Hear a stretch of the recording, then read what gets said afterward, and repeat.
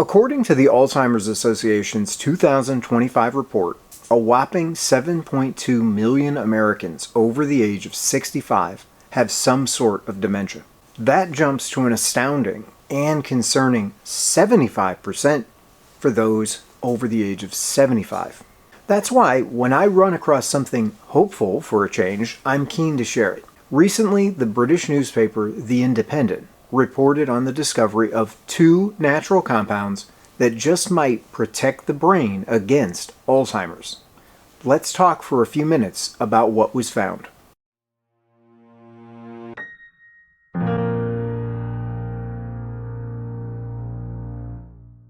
The article in question is dated August 28, 2025, and the columnist points to research, some of which was previously published in the academic journal Geroscience. Here's the meat of it. There are 2 compounds that may have a beneficial, preservative effect on brain cells and thus help prevent cognitive decline.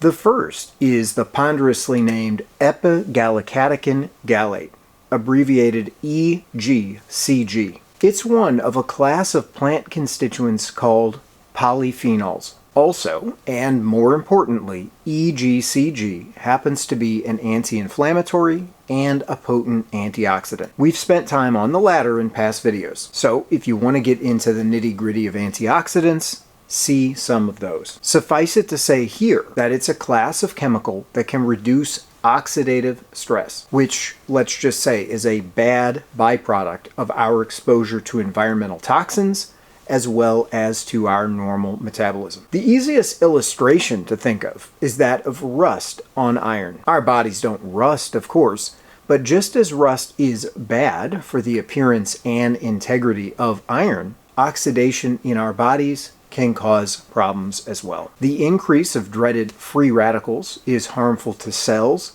tissues, and organs. And the damage caused can prime us for diseases including heart disease, cancer, and, yes, Alzheimer's disease. EGCG is supposedly able to reduce inflammation and to neutralize free radicals.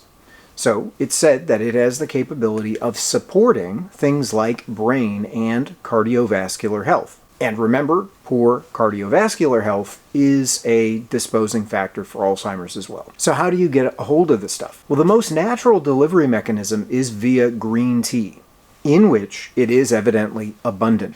So make yourself a cup of tea. But if you would prefer an alternative, numerous green tea supplements can provide EGCG in other forms, such as easy-to-swallow capsules. Though, as always, the reputation and quality of the manufacturer is important to consider. As is the question of standardization, which is a quality control process vouchsafing that each bottle and even each capsule actually has the amount and type of active ingredients that the label claims it has. Some berries, such as blackberries, cranberries, and strawberries, also contain trace amounts of EGCG, but nothing really holds a candle to the green tea.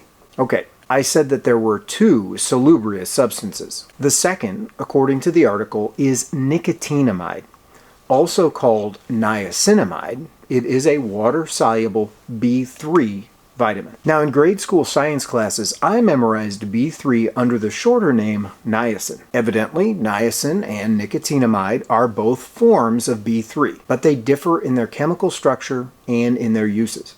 Incidentally, this is not so different from other vitamins, such as vitamin D, which many people have come to realize has various forms as well. For example, ergocalciferol, known as D2, and the now seemingly pervasive cholecalciferol, or D3. In other words, many of the vitamins are actually families of compounds. Nicotinamide appears to be especially regarded for its alleged age reversal properties, and it is used in many skincare products for that purpose. Now, while that's interesting, this channel is of course not concerned with cosmetics. But what geriatric researchers found was that nerve cells treated with both B3 and EGCG not only experienced reversal of age-related decline, but also an enhanced ability to clear away amyloid protein clusters, which, as we've discussed before, is thought to be a hallmark feature of Alzheimer's in particular. Additionally, both B3 and EGCG play crucial roles for maintaining healthy metabolism. Once again, the word typically used is support. They support the body's natural energy production. And this is relevant because the aging process involves or leads to an overall decline in energy levels. And this is believed to limit, perhaps severely, our ability to get rid of junk in our bodies, whether amyloid plaques or free radicals or other waste products. One researcher stated, quote, "Restoring energy levels helps neurons regain their critical cleanup functions." And the study showed dramatic improvements in this regard in as few as 24 hours. The major caveat expressed in the reportage that I read is that the effectiveness of B3 is reduced through digestion and in the bloodstream. So the worry is that it may not be effective if taken orally. But since oral administration is the route that would be easiest and is the route that you would have it be delivered in if you took it as a supplement, that reservation means that the results might be a little bit sketchy. I always ask, what's the alternative? If adding some of these possibly health-promoting substances to my diet might help me avoid dementia, I'd say it's possibly worth the stretch. All the more so since many of the foods we're talking about, berries and green tea, are advantageous, supposedly, for a host of other reasons. So how and where can you get nicotinamide? Well, number one, B3 supplements are widely available. That's the easiest way. And according to trusty Google, animal products are generally the best sources of significant amounts of nicotinamide in terms of food.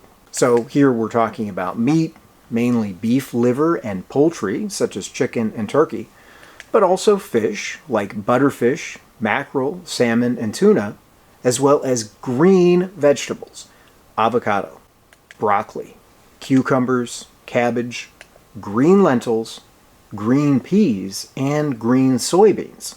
In one article I read, the Japanese dish known as edamame is singled out for special attention in that latter regard.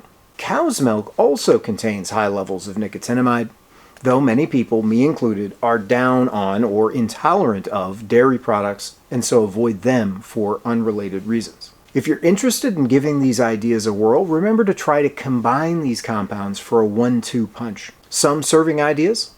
How about a hot cup of green tea with a tuna dish, possibly with avocado and brown rice on the side?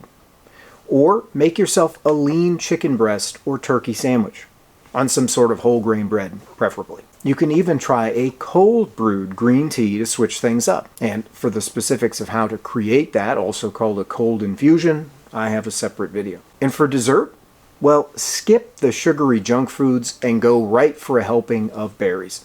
Blackberries, blueberries, raspberries, and strawberries to your taste, or some combination. So, alright, thanks for watching. Please click like if you found something of interest. Don't forget to subscribe or check back for future content. I wish you all the best Alzheimer's proofing your diet, and if you end up trying some of these suggestions, let me know what you thought of them. Bon appetit.